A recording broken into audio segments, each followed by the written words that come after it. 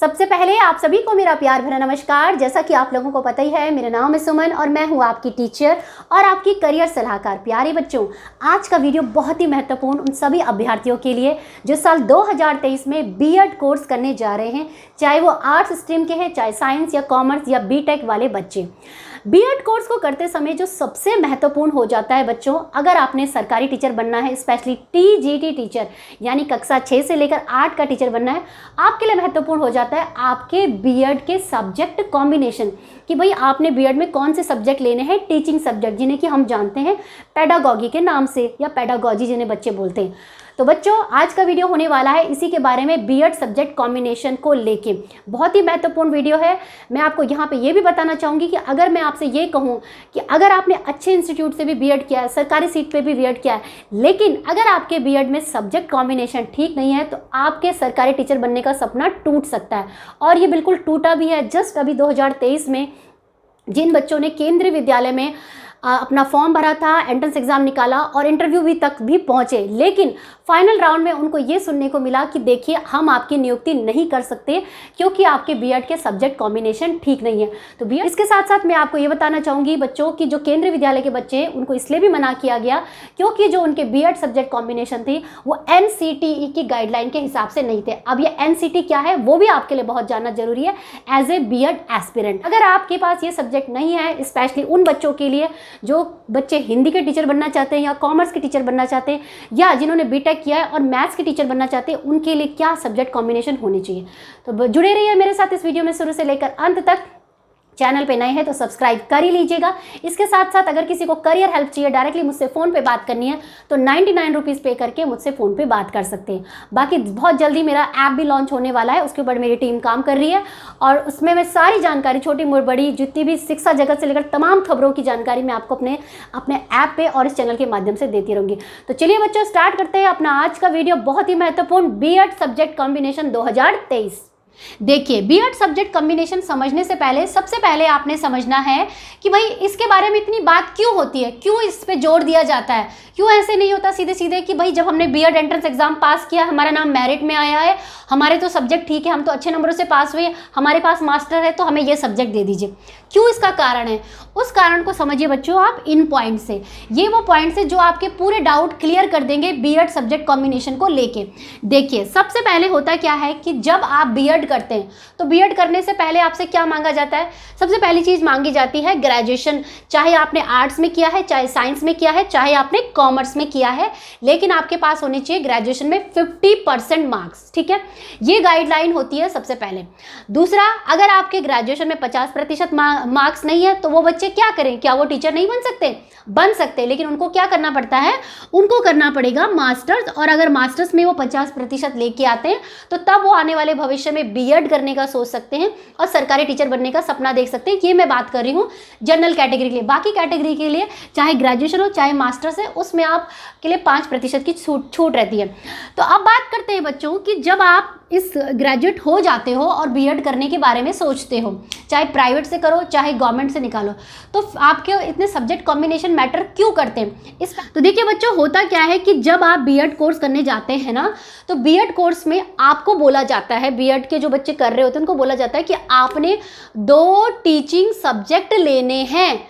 2 teaching subject जिनको कि BEd की भाषा में बोला जाता है पेडागॉजी, या कुछ बच्चे बोलते हैं कि मैम आपको पेडागॉजी बोलना नहीं आता, इट्स अ पेडागॉजी। तो भाई कोई बात नहीं, मैं पेडागॉजी बोलती हूँ, आप समझ लीजिए। ठीक है, उसको टीचिंग सब्जेक्ट बोलते हैं। ठीक है, तो टीचिंग सब्जेक्ट को ही आपको पढ़ाना होता है, 2 टीचिंग सब्जेक्ट लेने होते हैं।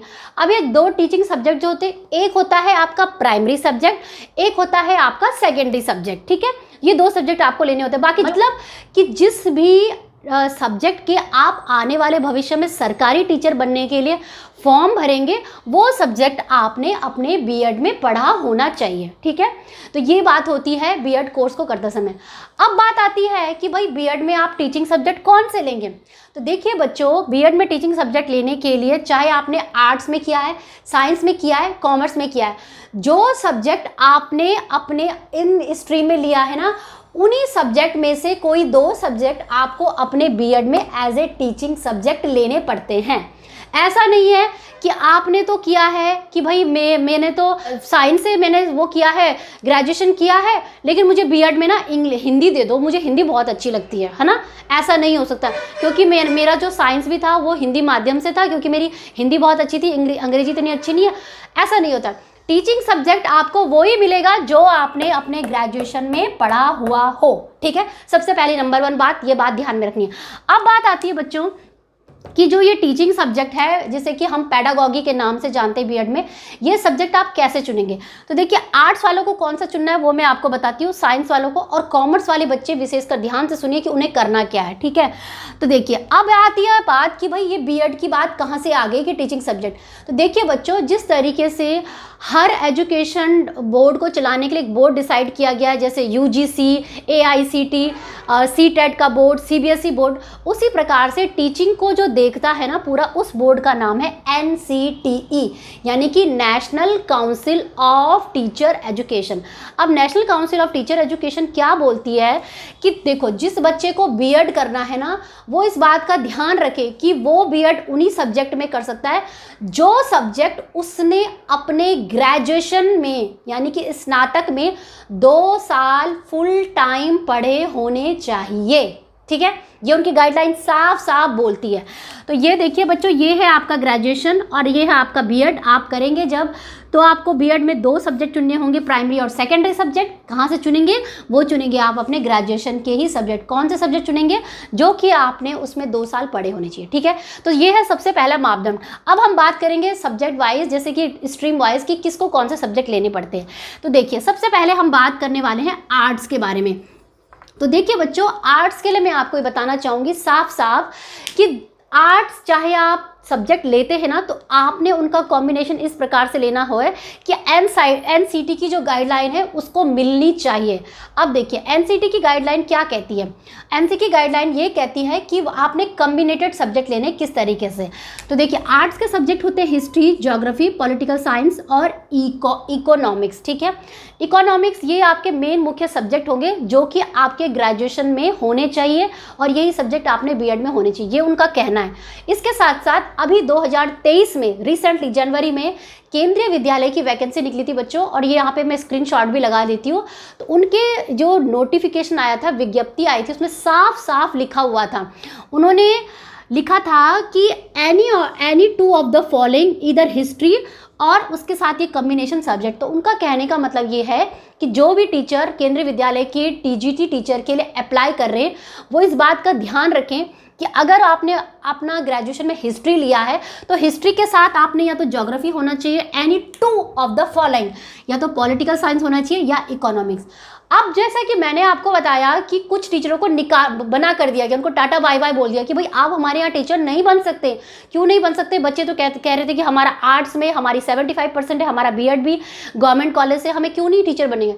इसलिए नहीं बनने दिया जाएगा बच्चों, क्योंकि उनका जो नोटिफिकेशन ये लगाया है, मैंने साफ साफ सामने उनमें लिखा था कि एनी 2 ऑफ द फॉलोइंग आपके इधर होनी चाहिए, ठीक है।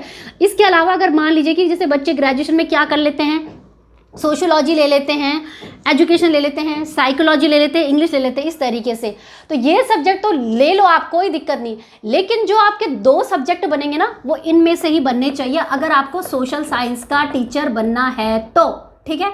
समझ में आ गया ना? ये उन्होंने बिल्कुल साफ साफ लिखा है। अब कुछ बच्चे इस पे जो है आपत्ति भी जता रहे हैं अपनी कि भाई ऐसा तो नहीं होना चाहिए, लेकिन उन्होंने अपने नोटिफिकेशन में बात बिल्कुल साफ शब्दों में लिखा है। अब चाहे बच्चे कोर्ट जाए या कहीं भी जाए, वो इसको दावा नहीं कर सकते, और इसलिए भी दावा नहीं कर सकते क्योंकि जो हमारी एनसीटी है ना, उसकी गाइडलाइन भी यही बोलती है कि आपका ऐसा कॉम्बिनेशन होना चाहिए, ठीक है।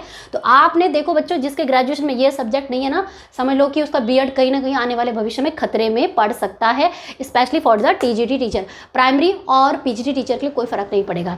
अब बात करते हैं बच्चों साइंस स्ट्रीम की। तो साइंस स्ट्रीम आपको पता है, या तो जेडबीसी होगा, जूलॉजी बॉटनी केमिस्ट्री, या होगा पीसीएम, फिजिक्स केमिस्ट्री मैथ्स। तो देखिए, जो जूलॉजी बॉटनी केमिस्ट्री के बच्चे हैं, उनका तो इतना प्रॉब्लम नहीं आता है।